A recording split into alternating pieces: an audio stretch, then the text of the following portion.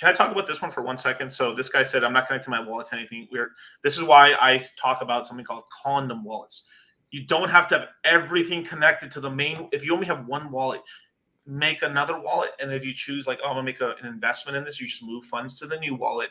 And then that can become your fiat wallet or your Flux wallet and stuff, like that's all you have to do. This is fucking haram having one wallet. You should have multiple wives in that one, right? This has kind of been, earmark. You should be spending multiple plates, right? Condom wallets, right?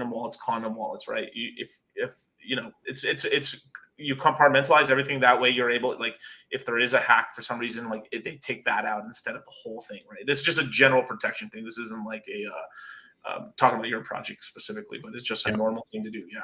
So especially if you're like, I want to be in this, but I can't, just make a new wallet. That's it. Yeah.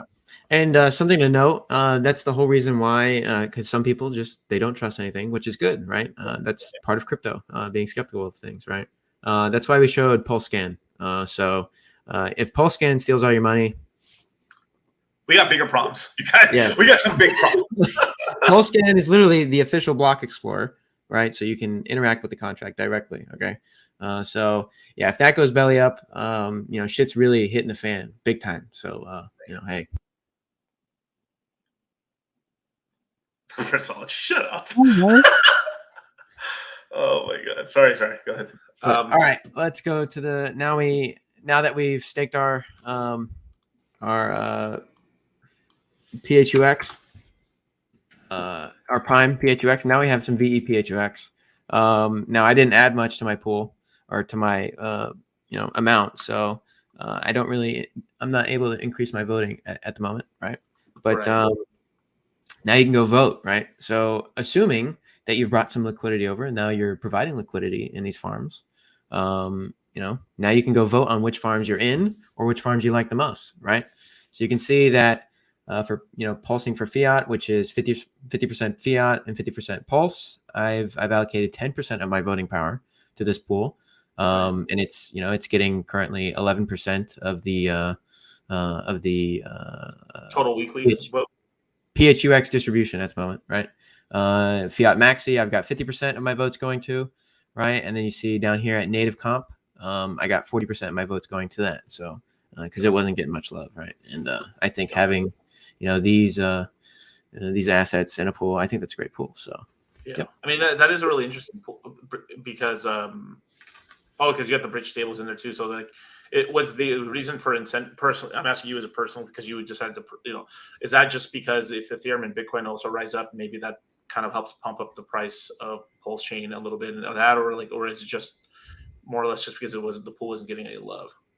The pool wasn't getting any love, right? So it was low liquidity. But I do think having these hard assets in this pool is advantageous to the platform because it allows better order execution and stuff when you're just trying to trade and stuff and whatnot. So like if you're coming out of Pulse into wrap Bitcoin or something, and there's just not a lot of liquidity, it's kind of ugly. So increasing that liquidity for that pool, I think, is pretty important. So, but yeah, I'm not providing liquidity in there. I just started voting for it. So give it some love. That's all. But so that way you guys can, if you decide, you can be all in and you can vote 100% into one pool and split up your votes and stuff. So I had a question. So if I decide to vote on something and I change my mind, can I change my mind, or is it like locked in place, or how does it work when I vote?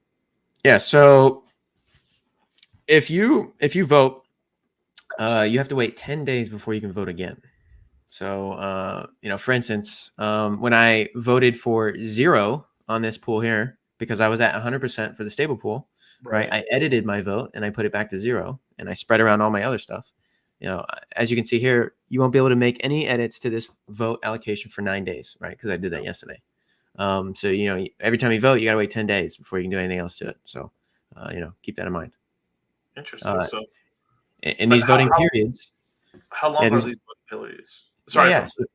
No, you're good. Yeah. These voting periods last 7 days. So there's going to be some weeks where you miss them, which, kind of makes it like a little bit of a game, I guess. Right.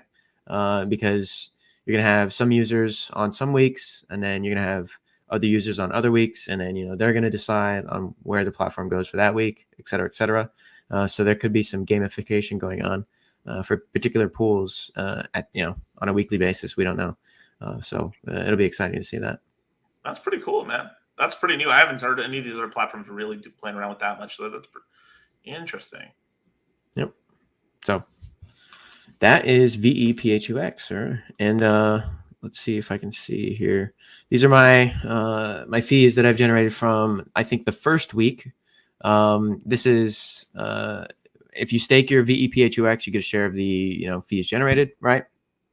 You get some fees in Prime PHUX and then PHUX itself. Okay. And this was from the inception week to the first epoch, I believe. So it was like during the beginning stages, right? And it's $36, $12, $48. It's not bad, I must say. So keep in mind when you stake this stuff, you're gonna have to wait for a full epoch, which is 7 days. The voting period, basically, you have to wait for that to tick over before you can start seeing this stuff because it is backwards looking, right? So just keep that in mind. So obviously we get the Flex token as a reward, and then you have the Prime Flex, that's an LP token, correct? Yep, that's right.